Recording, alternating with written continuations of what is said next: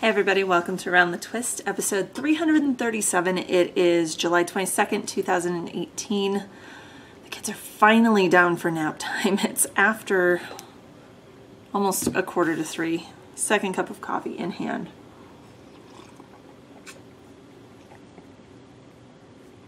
Okay, and evidently I can't manage to even drink coffee today, so hi. Let's try that again. How have you been? It's been a week. I'm back. You get the post yard work, post trying to get kids down for naps self. It's also, when I came down here to write out show notes, it was a lot lighter out, so the color's going to be a little off again. I apologize. You can kind of tell. See how dark the craft room is back there? Yeah, that means something's moving in. Oh, Gabe's,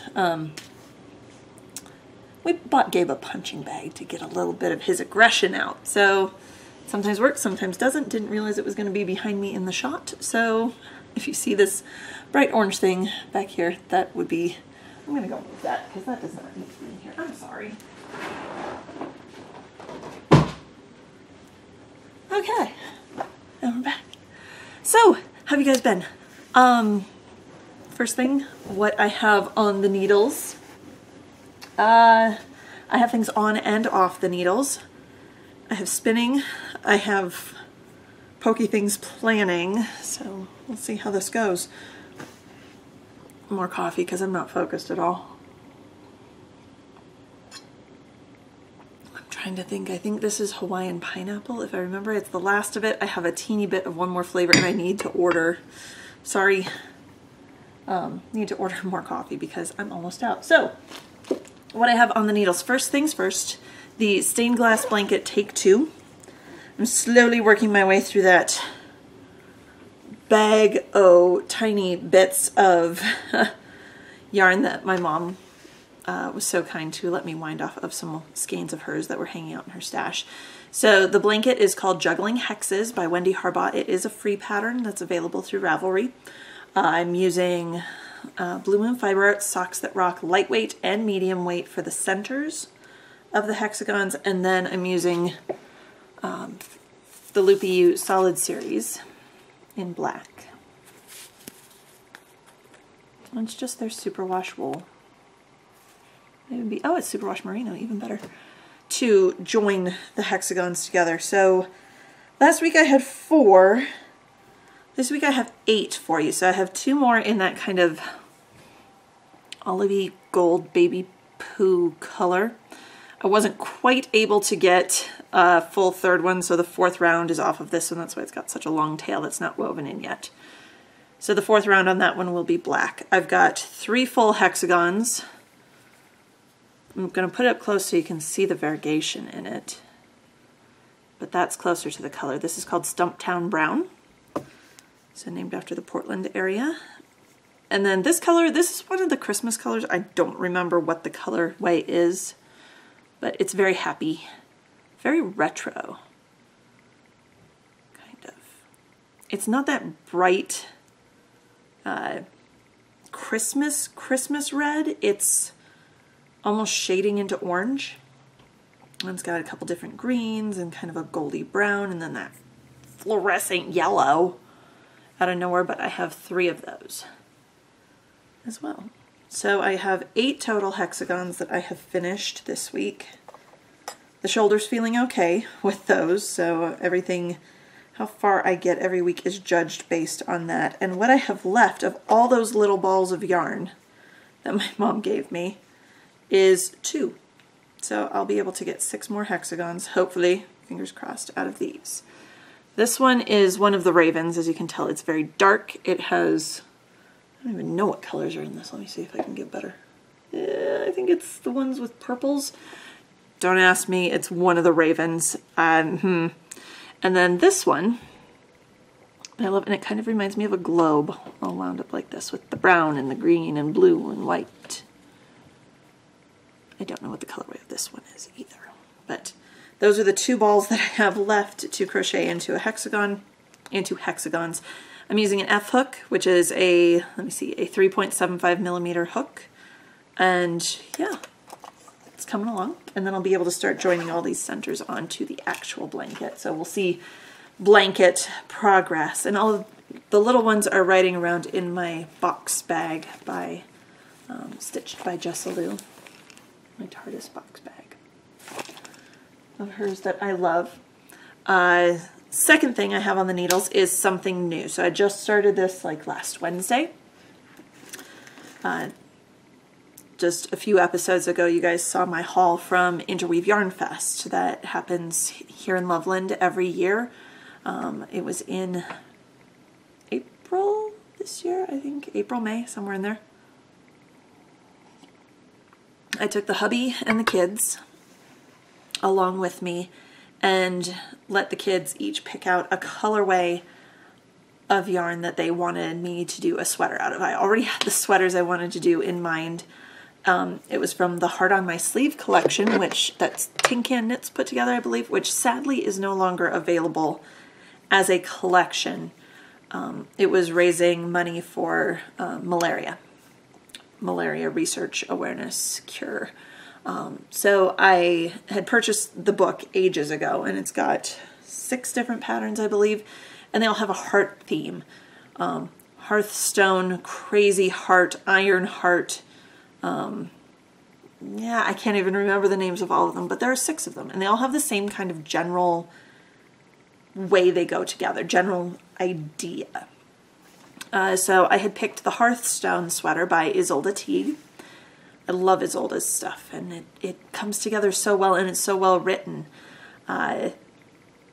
So Hearthstone by Isolde Teague, I'm knitting the 6 to 8 size. Hopefully they'll have some room in them. I just bought them a whole bunch of size 8 clothes, and they're already in it. They're 4. They're 4. Why are they in size 8 clothes at 4? But at least they'll be able to wear it one winter if I get them done this summer. The yarn is Sun Valley Fibers. It's their 100% Blueface Leicester Superwash DK. And the colorway Gabe chose is Cricket. Now, as to the naming of this, I'm calling it Gabe's Kermit sweater, aka the Muffin Baby sweater, because they just, over on Disney Channel, rebooted the Muppet Babies show. Who that's my age or who grew up through the late 80s, early 90s doesn't remember watching the Muppet Babies? I remember it. Well, they rebooted it. It's weird now. I'm not crazy about it. But the colorway Gabe picked is, I'm sorry, that is Kermit the Frog green right there. That's the color he picked. And Tara, of course, picked basically hot pink, so Miss Piggy Pink. So I'm calling them, and the kids can't pronounce Muppet Babies yet, so I'm calling them, they call it the Muffin Babies show, so these are Muffin Babies sweaters. If you hear me calling it the Muffin Babies sweaters, that's why. I did have to swatch a little bit to get the right gauge. I started off, the pattern recommends a US size 4, a 3.5 millimeter needle for the smaller size needle, and then a 6 for the larger. I had to go up to an 8, a 5.0 millimeter needle to get gauge on these, but it also means going up to an 8 that I finished a sleeve. I have a whole sleeve done. I made it slightly longer. I only have like 20 yards more than what this particular size calls for, so I didn't want to make, I would have liked to make it at least an inch longer, but well, hopefully this will work, because they're going to be pushing their sleeves up to do arts and crafts projects over the winter anyway. So I had basically knit to where the stitch marker is, where the progress keeper is. Trying to figure out, I did like an inch or 2 of 6, an inch or 2 of 7, and then an inch of 8, and finally got gauge. Ripped back to the cuff. So the cuffs are done in a US 4. It's a 2x2 rib. 2x2 rib, I can't escape it. And then the rest is, yeah, just goes up. I did miss a decrease way far down, so I did an extra one at the top just to get the right thing.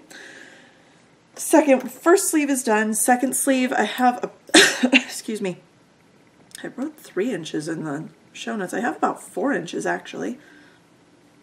So I'm going to move my progress keeper, which is from Meliabella. Consuela, Weasel, you want to come be a co-host?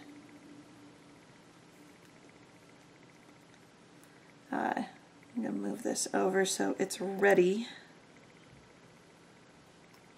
All right, so there, we know where I was this week.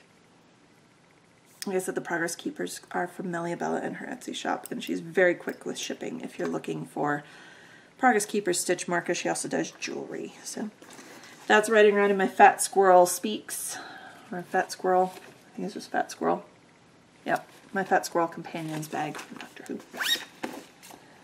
Love it. That's everything on my needles. So moving on to what's on the wheel. Tour de Fleece is still going on. I have not been good about spinning every day. I've been terrible at it, in fact. But I did manage to finish. I didn't bring my wheel down either, but I grabbed the fiber. I managed to finish the second color. So again, sorry, crinkle. This is the Greenwood Fiberworks. It is her 50/50 yak and silk bundle. It's 5 ounces. And the colorway is over here, and it is Paper Roses. And I got this not at this last spring's Interweave Yarn Fest, but the previous year. So, I'll show you. I did this lighter, it's going to look very silver. I did this lighter green already. I did the darker green shading into brown.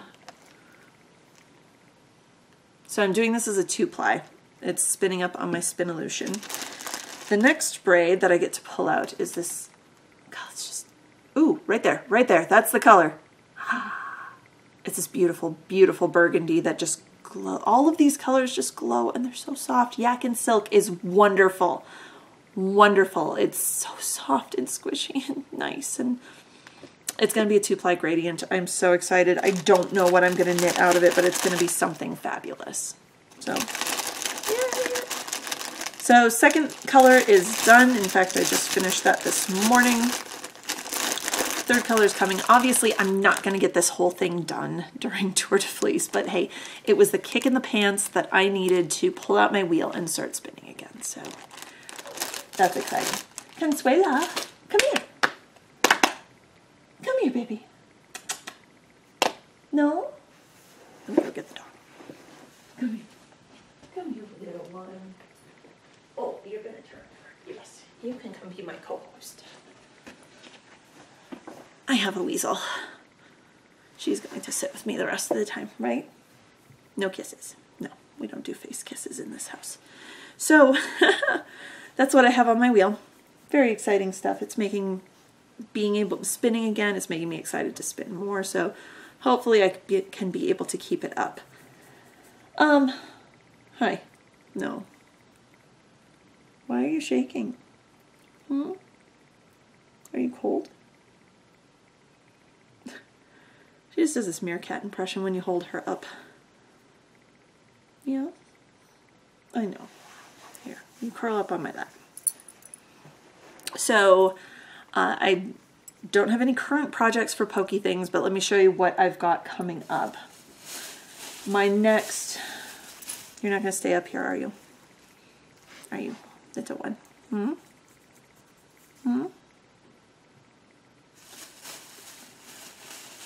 So the next scrub top that is on the list, I got this fabric from Joann's. It's Game of Thrones. So we've got the Lannister lion, the Targaryen dragon, and the Stark direwolf. On a gray, marbled background. There's your mama. You want to go get her? Go on. She's waiting for Sarah to come out of the bedroom. So this is going to be my next geeky scrub top. And no one's going to understand it besides other Game of Thrones people, and it still might take them a while. So that's coming up. I need to wash that so it's ready to go for the next marathon sewing weekend. The other things I need to get going on are things I've had for a while. This combination of fabric for a little reversible sundress for Tara. Mainly because the sundress pattern that I have that's reversible only goes up to a size 6. So I'm going to figure out and fudge it to be with the fabric that I have. Cut the arm side a bit deeper, cut it slightly wider, and we might be able to fudge out that it will fit through the summer, fall, winter. And then the other one is fabric that my mom got for me. This is some psychedelic fabric, and I have a pattern. Of course, I left it upstairs. I want to say it's a Buttrick pattern. Can't remember. It's a little girl's sundress, and I'm simplifying it a little bit. I'm not putting all the fussy lace buttons, non-functioning buttons. They tie with shoulder straps, so why would you put buttons except to have to sew on buttons? So I don't want to do that, but that's going to be in this, and this is some wild rainbow flower crazy action, and Tara is going to, like, her little head is going to explode. She has seen this. Like, I love it so much. I want my dress now. That's kind of what she did. So that's what's coming up. Hopefully. I also sewed one other thing. I can't remember if I told you guys the weekend of sewing the Beauty and the Beast scrub top. I also sewed or redid a hem on a dress for one of the doctors at my new place I work at. The dress had like an underslip, and then the overlayer was this very lightweight gauzy white material, and it was a high-low hem, and she just wanted it to be all one length like the slip was. So I took and hacked off the low part of the hem and just made it all one level, and she was very appreciative and very happy that I was able to do that. So yeah, and I didn't wreck her dress, which was even better. Okay, one more thing before we get into various and sundry. I have an FO this week. I finished the socks for Gabe. So the rainbow socks are completed.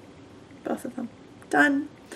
This is Genevieve's Tube Socks is the pattern by Jasmine and Gigi Knitmore. It's available over on Ravelry for $1, which is a heck of a deal. I did size it up to be 64 stitches because their pattern only goes up to 56, but that's very simple to do.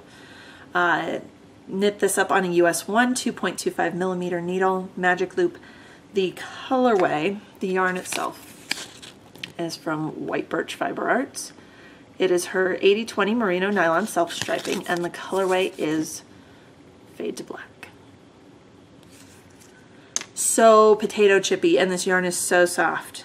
And when I washed these socks, not a bit of color came off of them in the sink. I was so happy about that. So it's got this wonderful rainbow stripe, and then the next stripe goes, you finish the purple and it goes from black into gray and then to black again, and the rainbow starts again. I want socks like this for me, and I hope Gabe loves them. I haven't let him have them yet because I wanted to show them on the show. But they are washed. They are nice and clean smelling, ready to go on some stinky little boy feet. So those are done. I started those July 1st and I finished them July 18th. They just zoomed off the needle. I really need to make more socks for the kids because they seem to go fast. These ones went fast, and I think it was because of the self-striping effect, but yay. So we're going to do one question out of the Any Questions thread over on Ravelry. I'm excited to have so many FOs lately. It's awesome.